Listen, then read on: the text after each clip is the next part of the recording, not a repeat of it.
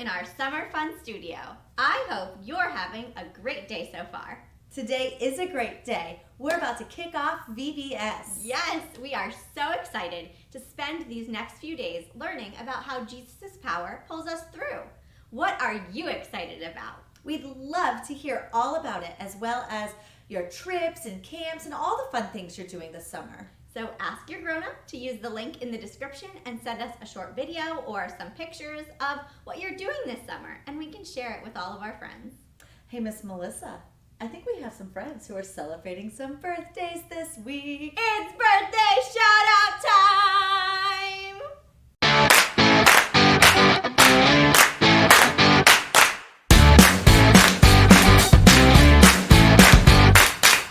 Happy birthday to Everett and Molly. Happy birthday to Riley and William. Woo!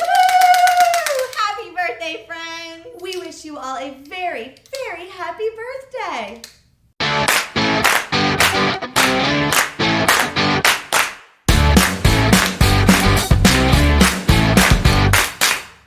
Well, we've got to keep this train on the tracks. Let's check out what's happening in our Bible stories for today.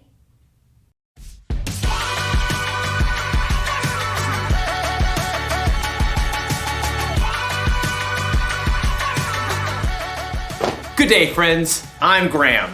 You ever had one of those days? You know, those days where it seems like nothing is going your way, when things seem impossible?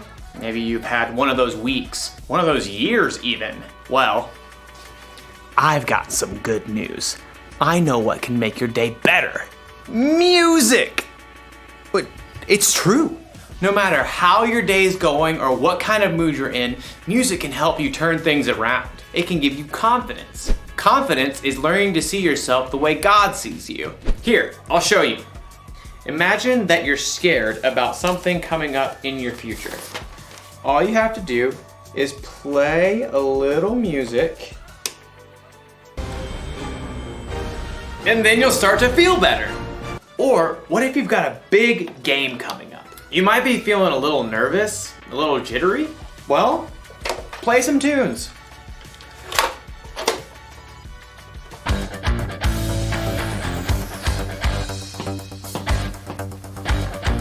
And you'll be ready for the game in no time. But what if you're just feeling low? You can sit in your room all day moping, or you can get up and get moving. You see, music can help, and there's so many different kinds of music to choose from. You'll have plenty of options when things seem impossible. Today's story will show us how God deals with the impossible. I think it might be impossible for me to move right now. I'll see you when I figure this out. The Bible. It's 66 books of history, stories, letters, and poetry that fit together to form God's one big story. The epic adventure of how He created us and loves us so much that He made a way to rescue us. As we travel through the Bible, from Genesis to Revelation, we discover people who met God and found their lives changed forever. Now, for an amazing story, inspired by the book of 1 Kings. Chapter 18. Israel was ruled by many kings who didn't listen to God, but King Ahab was the very worst. He even built a temple to a false god. Everybody worship Baal. He is very great because, I don't know, he can make it rain and stuff. Woot! But the Lord sent a prophet named Elijah to deliver a message to King Ahab. As the Lord lives, there will be neither dew nor rain in the next few years, except at my word. You pipsqueak. Baal can make it rain. Also, off with your head. Elijah quickly departed the palace, and at the Lord's direction, he escaped and hid east of the Jordan River. For 3 years, there was no rain in Israel. Impossible. I won't allow it. Baal, make it rain this instant. Crops failed, rivers and brooks dried up. King Ahab was desperate.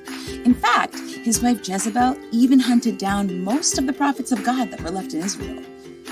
Off with their heads. But through it all, God provided food and water for Elijah. In the 3rd year of the drought, God spoke to Elijah again. Go, speak to Ahab. Then I will send rain on the land. You do realize he wants to kill me. Okay, here goes. As Elijah traveled to the palace, he met King Ahab on the road. Is that you, you troubler of Israel? I haven't made trouble for Israel. You have. Yeah, well, I'm rubber, you're glue. Whatever you say bounces off me and sticks to you. You've abandoned the Lord and followed Baal. What else? He's more popular. You want a showdown? Fine. Gather all the people and meet me on Mount Carmel. Oh, and bring all the prophets of Baal. Oh, you're on. King Ahab sent a message throughout the land, and the Israelites gathered on Mount Carmel, along with 450 of the prophets of Baal. How long will you go back and forth between two opinions? If the Lord is God, follow him. But if Baal's God, follow him. I'm the only prophet of the Lord left, but Baal has 450 prophets. Hey, get 2 bulls for us. Let Baal's prophets prepare one of the bulls and place it on an altar to Baal, but not light it. I'll put the other bull on an altar to the Lord, the God who answers by fire. Well, he is God. What you say is good. The prophets of Baal prepared a bull as a sacrifice and placed it on the altar to Baal. Baal, this is for you. Light this bull on fire.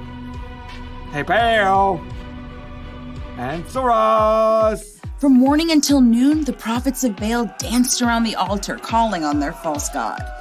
Hey, shout louder. Maybe he's asleep or on a trip. The prophets of Baal danced harder and shouted louder all through the afternoon, but there was still no answer. At last, Elijah stood up. Enough! Come here to me. Elijah took 12 large stones and rebuilt an altar to the Lord. Then he took the bull and sticks of wood and placed them on the stones and dug a deep trench around the entire altar. He turned to several of the Israelites and said, Fill 4 large jars with water and pour it on the offering and the wood. You do know wet wood doesn't burn, right? Just do it. Now do it again. Do it a 3rd time. The wood became so wet, water even flowed down the altar and filled the trench. Lord, the God of Abraham, Isaac, and Jacob, let everyone know that you are the one true God. Answer me, Lord, so these people will know that you are God and that you are turning their hearts back again. There was a long moment of silence. Everyone waited, breathless. And then, fire fell from heaven onto the altar and instantly burned up the wet wood and the sacrifice, even licking up the water in the trench. The people fell on their faces. The Lord is God! Terrified, the prophets of Baal tried to escape, but were captured and wiped out. Elijah turned to King Ahab. Go, eat and drink, for there is the sound of a heavy rain.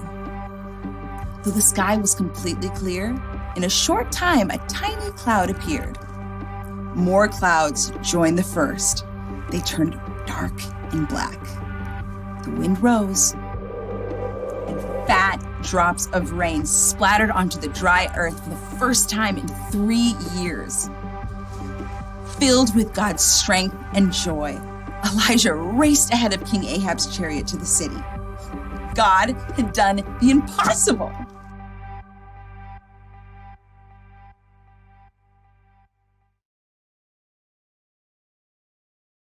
Music can help when you need a boost, but if you really want to know how to deal with the impossible, you should read the Bible. The things that seem impossible to us are totally possible for God. Listen, God sent fire down from heaven. He parted the Red Sea. He made the sun stand still. Jesus walked on water. He calmed a storm just by telling it to be quiet. He came back from the dead. Oh, and God created the earth, the sky, and the entire universe from nothing. God can do anything. Do you know what that means? It means that when you're having one of those days, or weeks, or months, or years, where things seem impossible, you can trust that God is still with you and that He's still in control. He can make your impossible seem small. Can you believe all that music fits onto this little thing? Doesn't seem possible. Here's the one thing to remember today. God can do the impossible. And music can inspire us along the way.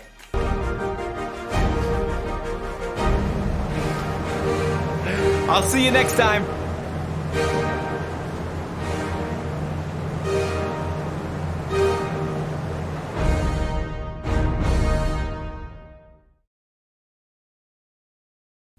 Thanks for being with us today on YouTube. We can't wait to see all the pictures and videos of your summer fun. Have a train-tastic week. See you next time.